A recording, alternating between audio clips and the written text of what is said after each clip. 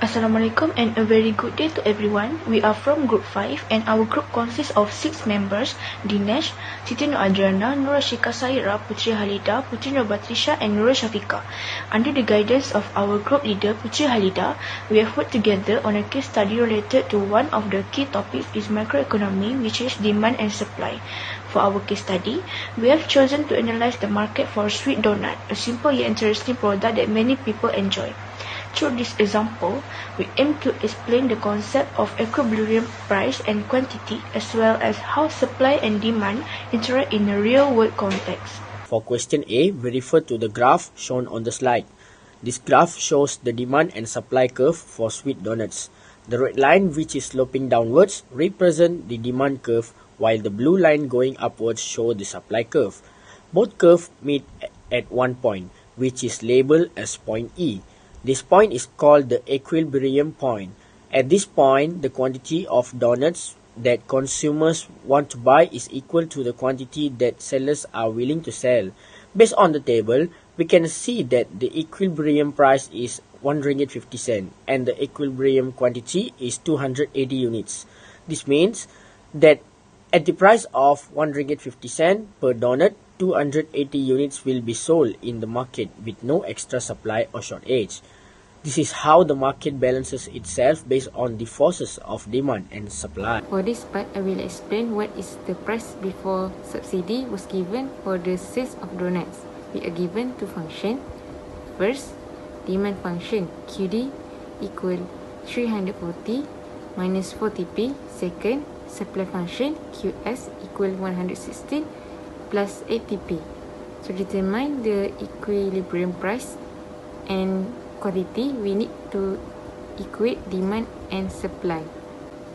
QD equal QS 340 minus 40p equal 160 plus 80p. We simplify and solve the equation. 340 minus 160 equal 80p plus 40p. 180 equal 120p. P equal 1 ringgit 50 cents. Once we have the price, we substitute it back into the demand function to find the quantity. QD equal 340 minus 40 bracket 1.5. QD equal 340 minus 60 equal 280 units. The equilibrium price is 1 ringgit 50 cent. The equilibrium quantity is 280 unit. This means that at the price of 1 ringgit 50 cents, the quantity of donuts, demand and supply is the same, which is 280 units. The market is in equilibrium without any government intervention. Next question is B2. The calculation represent the equilibrium price and quantity in a market before and after a subsidy is introduced. Initially, the demand function QD is given by 340 minus 40p and the supply function QS is 160 plus 80p. After the subsidy is introduced, the supply function changed to QS 160 plus 80 times bracket P plus 0.5, which reflects an increase in supply due to the subsidy.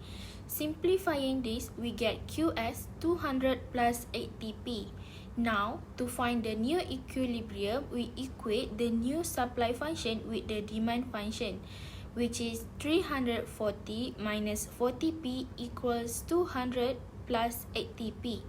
Solving this again give the price 1 ringgit and 70 cents. Once the price is determined, the equilibrium quantity can be calculated by substituting P equals to 1 ringgit and 70 cents back into the demand function QD 340 minus 40 times 1.17, which result in 293.2 units. This means that at the price of 1 ringgit and 70 cents, the quantity, demand and supply in the market will be approximately 293.2 units. The graph illustrates the impact of a government subsidy on market equilibrium. Initially, the market is in equilibrium at point E0, where the original supply curve intersects the demand curve. At this point, the equilibrium price is Rm1.50 and the equilibrium quantity is 280 units. When the government introduced a subsidy of Rm50, it reduced the cost for suppliers, effectively shifting the supply curve to the right from S0 to S1. This results in a new equilibrium at point E1, where the new supply curve intersects the demand curve. At the new equilibrium E1, the quantity increased from 280 to 293.2 units, showing that more goods are now being supplied and consumed due to the lower effective price. Although the market price remained Rm1.50 before applying the subsidy, consumers actually pay only Rm1.70 after the Rm50 subsidy is applied. This means consumers enjoy a price reduction of Rm33 in essence, while the total subsidy is Rm50. The benefit is split between consumer and producer, with consumer receiving Rm33 of it through a lower price. This demonstrates how subsidy can influence a market outcomes by lowering price and increasing quantity exchange. When the government provides a subsidy of Rm50, the price enjoyed by consumers is the price they pay after the subsidy has been applied.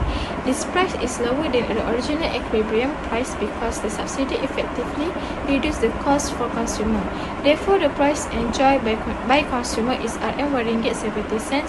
The subsidy received by consumer is Rm33. Next is question B number 4. After the government provides a subsidy of Rm0.50, the price enjoyed by the seller is Rm1. This is obtained from the calculation where we equate the quantity supply with the quantity demand. Using the established formula, we find that at a quantity 280 units, the price received by the seller is Rm1. Therefore, even though the market price for the consumer is Rm1.17, the seller of only received Rm1 after taking into account the subsidy provided.